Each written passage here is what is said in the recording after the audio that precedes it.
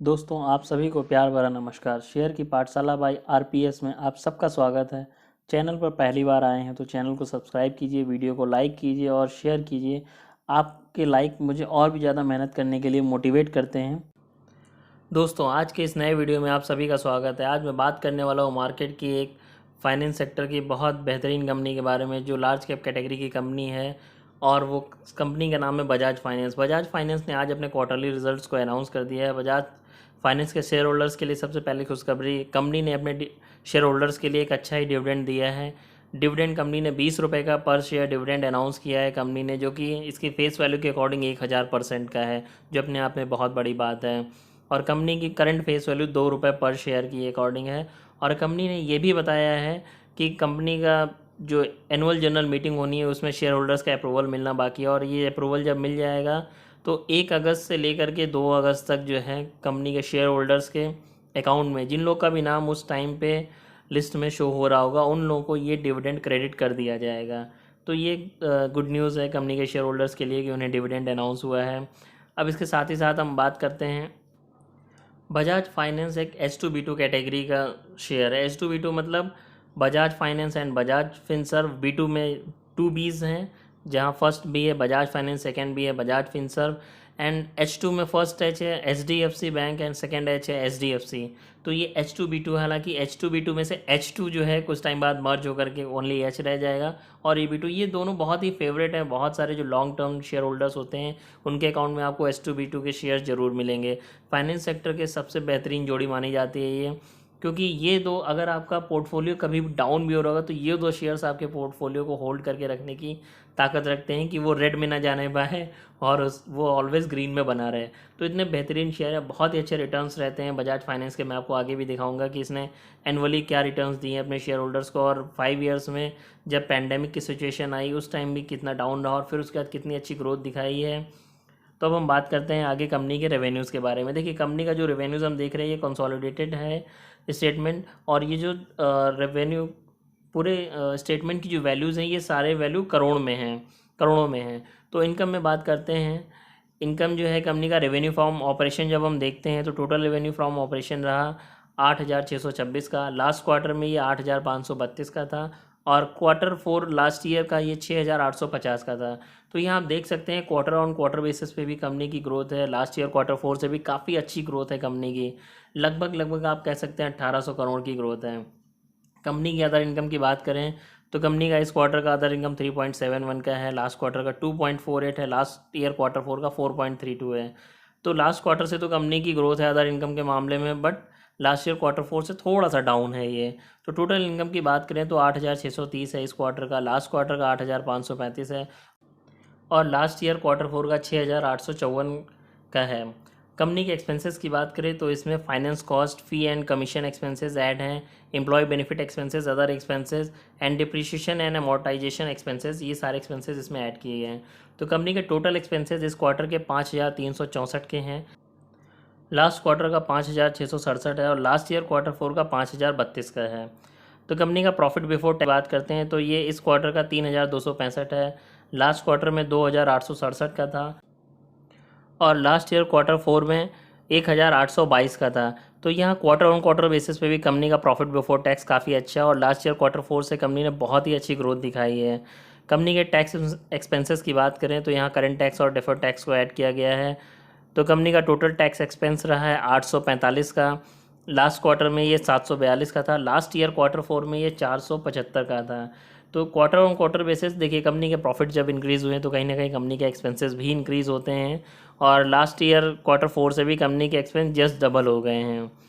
Profit before tax की बात करते हैं तो कंपनी का इस क्वार्टर का प्रॉफिट बिफोर टैक्स रहा है 2,419 का, लास्ट क्वार्टर का 2,125 का था, लास्ट ईयर Q4 का 1,346 का था। तो क्वार्टर ऑन क्वार्टर बेसिस पे भी कंपनी के जो है प्रॉफिट में इंक्रीज़ है, और लास्ट ईयर Q4 से भी कंपनी का प्रॉफिट जो है काफ़ी अच्छे से इंक्रीज़ हुआ है। अब हम इसके साथ ही साथ बात करते हैं कंपनी के जो है ईपीएस के बारे में। कंपनी का जो ईपीएस है वो अभी 40.11 का है, और लास्ट क्वार्टर में 35.26 का था, और लास्ट ईयर Q4 में 22.4 का था। तो देखिए क्वार्टर ऑन क्वार्टर बेसिस पे कंपनी का ईपीएस भी बहुत अच्छा हो गया है, क्योंकि जब कंपनी के प्रॉफिट्स बढ़ते हैं तो कंपनी का ईपीएस भी अच्छे से इंक्रीज़ होता है। कंपनी के अगर लास्ट क्वार्टर से हम लास्ट ईयर से कंपैरिजन करते हैं तो लास्ट ईयर के कंपैरिजन में भी कंपनी ने लगभग अप्रॉक्सीमेट जस्ट डबल ग्रोथ दिखाई है। और ये अपने आप में बहुत ही अच्छी बात है, बहुत ही बड़ी बात है कि एक फाइनेंस सेक्टर की कंपनी होने के साथ साथ कंपनी ने इतने अच्छी ग्रोथ को दिखाया है।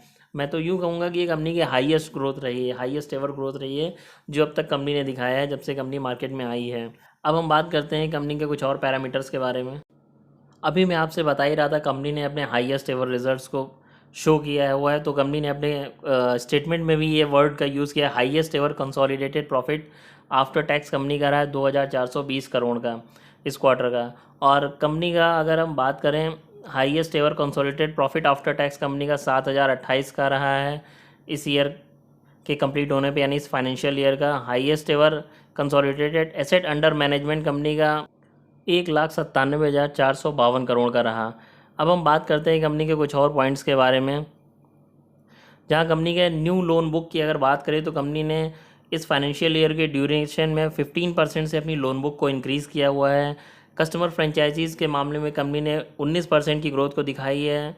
और कंपनी का जो AUM है, एसेट अंडर मैनेजमेंट, उसके अंदर कंपनी ने 29% की ग्रोथ को दिखाया हुआ है इस फाइनेंशियल ईयर में।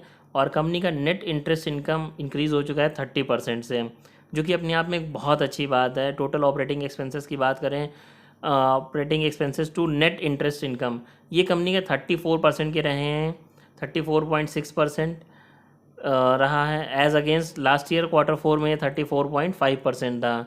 कंपनी के लोन लॉसेस एंड प्रोविजंस की अगर बात करें तो कंपनी ने का जो प्रोविजंस कंपनी ने किया हुआ है इस मामले में, तो ये इस क्वार्टर का रहा 700, इस ईयर का रहा 702 का। और लास्ट ईयर क्वार्टर 4 में ये 1231 का था। तो देखिए 702 के कंपैरिजन में 1231, लास्ट ईयर से कंपनी ने बहुत अच्छा ग्रोथ किया, अपने प्रोविजनिंग्स को कम किया है। कंपनी की प्रोविजनिंग्स जितनी कम हो जाएंगी कंपनी उतना ही अच्छा अपना ग्रोथ रिजल्ट दिखा सकती है, यानी कि उतना कंपनी का पैसा डूबने का चांस कम हो जाता है। और प्रोविजनिंग अगर कंपनी बढ़ा करके दिखाती है किसी भी क्वार्टरली या ईयरली बेसिस पर, तो वहाँ कंपनी का पैसा और फंसने का चांस होता है, कितना पैसा में भी डूब सकता है कंपनी का। ये प्रोविजनिंग्स इसलिए की जाती हैं उनको एडजस्ट करने के लिए। प्रॉफिट बिफोर टैक्स की अगर बात करें तो यहाँ पर कंपनी का प्रॉफिट जो है 79% से इंक्रीज़ हो चुका है। प्रॉफिट आफ्टर टैक्स की बात करें तो यहाँ पर कंपनी का प्रॉफिट 80% से इंक्रीज़ हुआ है। प्रॉफिट आफ्टर टैक्स के बारे में ग्रॉस NPA और नेट NPA में जब बात करते हैं तो यहाँ भी एक अच्छी ग्रोथ देखने को मिली है। कंपनी का ग्रॉस NPA इस फाइनेंशियल ईयर में रहा 1.6 का, लास्ट फाइनेंशियल ईयर में ये 1.79 का था। और कंपनी के अगर हम NPA की बात करते हैं तो इस एनुअल में जो है ये 0.68 का था और लास्ट ईयर ये 0.75 का था। तो देखिए ग्रॉस NPA और नेट NPA दोनों के मामले में कंपनी ने लास्ट ईयर से बहुत ही अच्छा परफॉर्मेंस दिया हुआ है। कंपनी के अगर हम कंसोलिडेटेड परफॉर्मेंस की बात करते हैं तो कंपनी के न्यू लोन बुक्स जो है ग्रो हुई हैं 46% से, और साथ ही साथ नेट इंटरेस्ट इनकम जो इंक्रीज़ हुई है वो 27% से इंक्रीज़ हुई है एनुअल कंपाउंड कंसोलिडेटेड बेसिस पर। टोटल ऑपरेटिंग एक्सपेंसेस कंपनी के जो इंक्रीज़ हुए हैं नेट इनकम वो 34.6% as against of 30.7%। And loan losses and provisionings जो रही है वो कंपनी की, वो भी कंपनी ने उनको भी बहुत अच्छे से मैनेज किया हुआ है। साथ ही साथ प्रॉफिट आफ्टर टैक्स की बात करें तो ये इंक्रीज़ हुआ है कंपनी का 59% से। कंपनी के बोर्ड डायरेक्टर्स ने जो डिविडेंड रिकमेंड किया है 2 रुपये की फेस वैल्यू पे कंपनी ने 20 रुपये का डिविडेंड इशू किया है। और ये 20 रुपये का डिविडेंड 1000% का है अगर आप 2 रुपये की फेस वैल्यू पर बात करते हैं। तो इससे और इस तरीके से हम कुछ और पॉइंट्स को भी कंपनी के देख लेते हैं। कंपनी के जो है आज का मार्केट रिएक्शन को देखते हैं कि क्या रहा। कंपनी के आज के शेयर प्राइस की बात करें तो आज कंपनी का जो है शेयर प्राइस 7,258 का रहा और आज ये 3.6% से जो है इंक्रीज़ भी हुआ।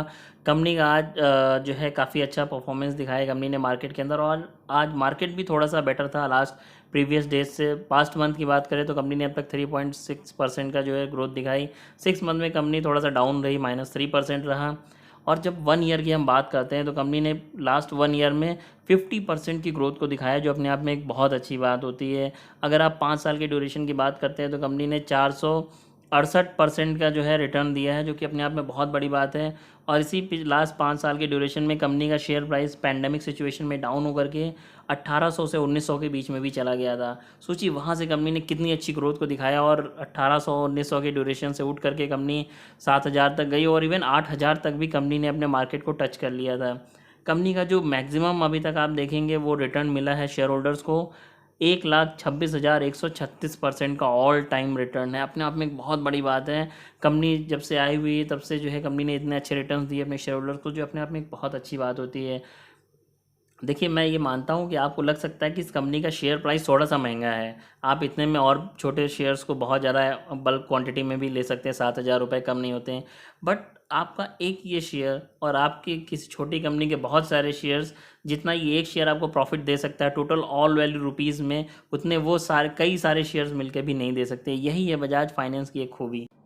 बजाज फाइनेंस अपने सेगमेंट में बहुत ही बेहतरीन शेयर माना जाता है और ये बहुत जल्दी डाउन भी नहीं होता है। काफ़ी स्ट्रॉन्ग शेयर इसे मानते हैं, एक जो स्ट्रॉन्ग बेस है इसका। और फाइनेंस सेक्टर में लीड करने वाली बजाज फाइनेंस एक ऐसी कंपनी है जो आज टियर 2 टियर 3 तक भी पहुंच गई है। लोगों के पास वो काम कर रही है, छोटे छोटे शहरों में पहुंच करके ये लोन्स दे रहे हैं। छोटे छोटे लोन्स देते हैं जो ईजिली रिकवर हो जाते हैं, जिनके डूबने के चांसेस बहुत कम होते हैं। और इन्हीं सारी प्रैक्टिसेस की वजह से कंपनी के जो बेटर फील्ड वर्क्स हैं, जो कंपनी जिस तरीके से मार्केट में अच्छा काम कर रही है और उसी का अच्छा रिजल्ट जो है रिफ्लेक्ट हो रहा है कंपनी के एनुअल परफॉर्मेंस रिजल्ट के अंदर, या क्वार्टरली रिजल्ट्स आप कह सकते हैं। इनके अंदर काफ़ी अच्छा रिफ्लेक्शन है, इसके एक गुड वर्क का नतीजा है। और एक बड़ा कस्टमर बेस बनाना बहुत आसान नहीं होता है। छोटे फाइनेंस सेगमेंट की कंपनी सेक्टर जहाँ पर आप बात करें उनमें भी कंपनी बहुत अच्छा परफॉर्म कर रही है। छोटे छोटे लोन्स देती है, आपको फ़ोन लेना है, बाइक लेनी है, कार लेना है, या और भी कोई छोटी मोटी चीज़ें, रेफ्रिजरेटर लेना है आपको, वॉशिंग मशीन लेनी है, इस तरह की छोटी मोटी हर चीज़ की घरेलू इक्विपमेंट जितने भी हैं आपके उनको लेना है, उनके लिए भी कंपनी छोटे छोटे लोन्स प्रोवाइड करती है ईजिली जो है। और इवन अब तो कंपनी हेल्थ इंश्योरेंस में भी कहीं ना कहीं काम कर रही है, अपने पैर को फैला रही है। और मैं अगर आपसे एक बात ये कहूँ कि एक कहावत है तो ये, सस्ता रोए बार बार, महंगा रोए एक बार। तो कहीं ना कहीं यहाँ ऐसा सच भी हो रहा है कि बजाज फाइनेंस आपको एक बार ख़रीदने में तो महंगा लगेगा, बट जब आप इसे ख़रीद करके होल्ड करेंगे तब आपको ये ज़रूर लगेगा कि मैंने इसे पहले क्यों नहीं लिया, मैंने इसे पहले लिया होता तो काश में से और भी अच्छा जो है मेरा रिटर्न इस शेयर के अंदर बना होता। इसी तरह की इंटरेस्टिंग इन्फॉर्मेशंस के लिए बने रहिए हमारे चैनल पर। शेयर की पाठशाला बाय आरपीएस को सब्सक्राइब कीजिए। फ्रेंड्स, अगर आपके पास अभी तक कोई डीमैट अकाउंट नहीं है तो मैंने डिस्क्रिप्शन और फर्स्ट कमेंट बॉक्स में 2 डिस्काउंट ब्रोकर्स का जो है लिंक दे रखा है। आप वहां से अपने डीमैट अकाउंट को ओपन कर सकते हैं और अपनी शेयर मार्केट की जर्नी को स्टार्ट कर सकते हैं। आप डायरेक्ट मार्केट में नहीं आ सकते हैं, शेयर मार्केट में आने से डर लगता है। म्यूचुअल फंड के एसआईपी के जरिए शुरू कीजिए। जब आपको वहाँ पर अपनी अच्छी ग्रोथ दिखने लगेगी तब आपको और फेथ होगा और आप फिर सीधे डायरेक्ट मार्केट में भी उतरने की कोशिश करेंगे। आज के लिए इतना ही। Thank you very much. किसी भी कंपनी में इन्वेस्ट करने से पहले उसका फंडामेंटल ज़रूर चेक करिए। ये वीडियो शेयर खरीदने के लिए मेरा कोई रिकमेंडेशन नहीं है। कोई भी फैसला लेने से पहले एक बार अपने फाइनेंशियल एडवाइज़र से ज़रूर सलाह लें। वीडियो को आखिरी तक देखने के लिए धन्यवाद। वीडियो लाइक करें और शेयर ज़रूर करें। Thank you very much.